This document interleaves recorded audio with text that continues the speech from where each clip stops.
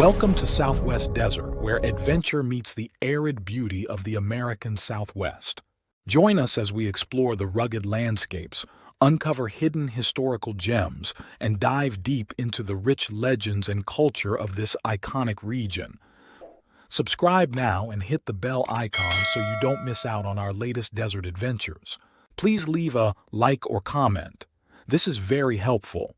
Let's journey together into the heart of the Southwest Desert.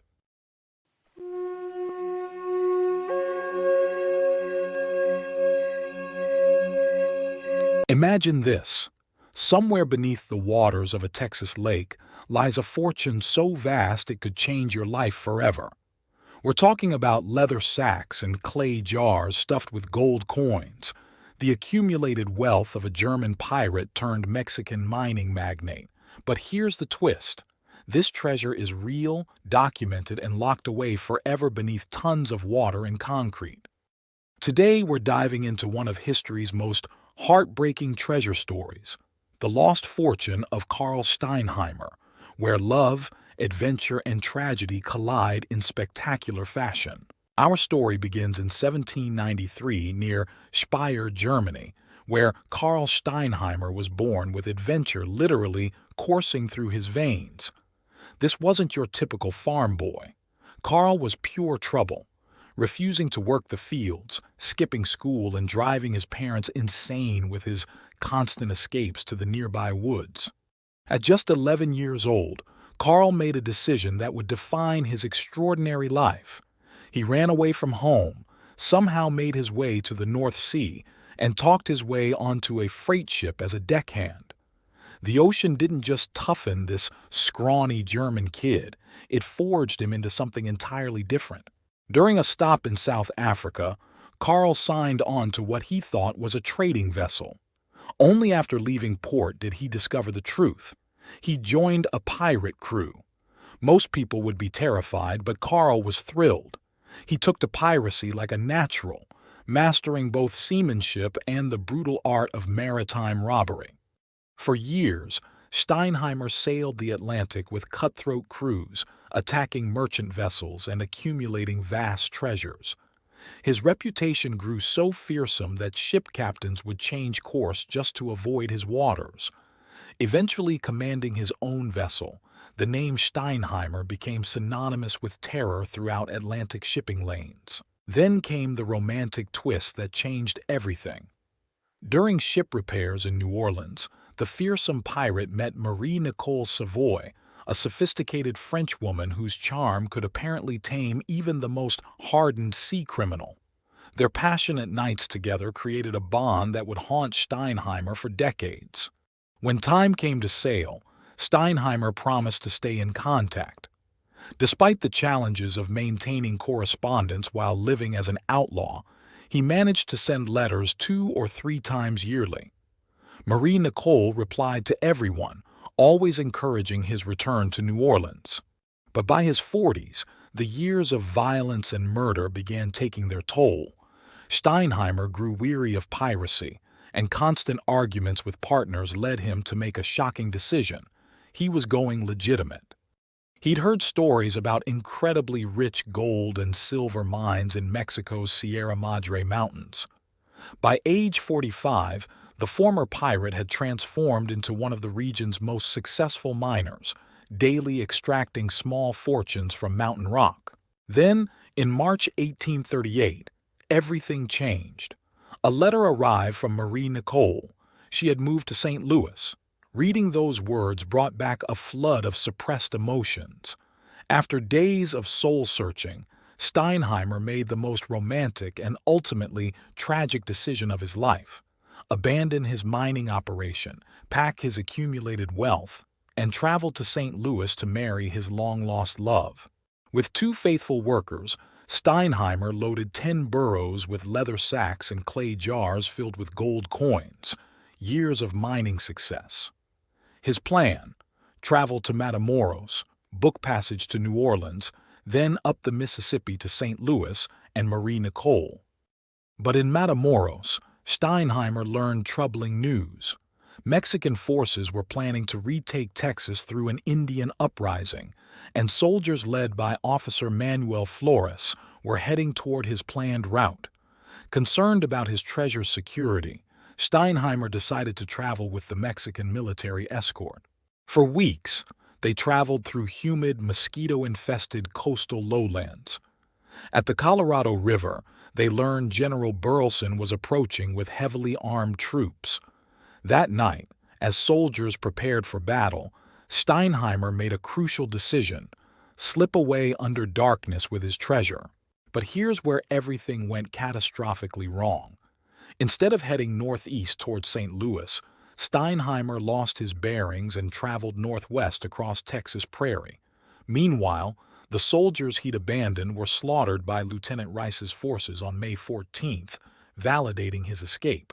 But his navigation error would cost him everything. After days of prairie travel, Steinheimer's party reached the confluence of 3 streams. Weary and desperate to reach Marie Nicole, he made a decision treasure hunters still talk about today. He buried his fortune. The 3 men dug a shallow trench, placed leather sacks and clay pots filled with gold into the earth, and concealed the site. Steinheimer hammered a 7-inch iron spike into a nearby oak tree as a marker. Modern researchers believe this was where the Lampasas, Leon, and Nolan rivers converge near present-day Temple, Texas.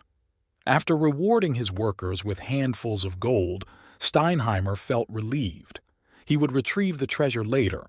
First, he needed to reach Marie Nicole. On the second evening after burying the treasure, traveling toward a bunch of knobs on the prairie, likely between present-day Elgin and Lexington, they were attacked by Indians. Both workers were killed instantly. Steinheimer, badly wounded, gathered the gold coins he'd paid his men and sought refuge atop one of the knobs. While Indians searched below, he dug a small hole and buried these coins too. Somehow surviving, Steinheimer reached the Colorado River and joined travelers heading downstream. But his wounds were festering. He knew he was dying. In what became one of history's most heartbreaking treasure maps, he wrote Marie Nicole describing everything. He sketched a crude map on the back showing both treasure locations, begging her to wait 3 months. If he didn't arrive, she should claim his buried fortune. Steinheimer never made it to St. Louis, likely dying somewhere on the Texas coastal plain. 3 months later, heartbroken Marie Nicole organized a family expedition to Texas. Using Steinheimer's map, they located the 3 knobs and spent days digging, but never found the smaller cache.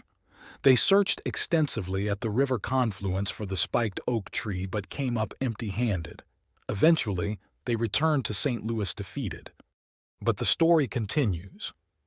In the late 1870s, 3 mysterious Mexicans arrived near the river confluence, spending days searching riverbanks before departing empty-handed. 20 years later, young A.C. Irvin made a discovery proving Steinheimer's treasure was real.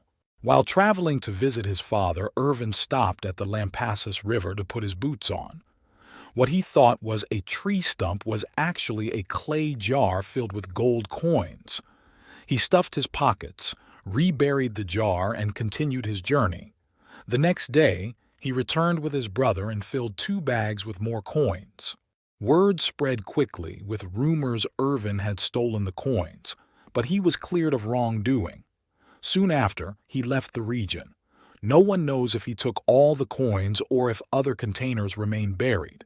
Here's the tragic modern twist. The Lampasas, Leon, and Nolan rivers have been dammed to create Belton Lake and Stillhouse Hollow Lake. Steinheimer's fortune, those leather sacks and clay jars, now lies beneath tons of water and sediment, likely lost forever to progress. So there you have it. Karl Steinheimer, the German farm boy who became a feared pirate, transformed into a successful businessman, and lost everything pursuing love. His fortune remains one of Texas's most tantalizing lost treasures, a reminder that the greatest adventures sometimes end not with triumph, but with mystery. Somewhere beneath peaceful Texas lake waters lies enough gold to change a life forever. It's there, waiting, protected not by Indian raids or battles, but by the march of progress itself. If you would like to see a lost gold story by where I grew up, click on the link in the description. Join my Patreon community and discover my art print products on my website in the links provided in my description and link above. Also, if you would like a particular image from my videos, give the timestamp for image, and I will upload it to my website and Patreon. Thank you for joining your desert frontiersman Alan for another Southwest Gold story. Check out my large catalog of Southwest videos and playlists on historical tales, legends, lost gold stories, and adult bedtime stories. If you like a certain image from my videos, tell me in comments and give timestamp. Happy trails!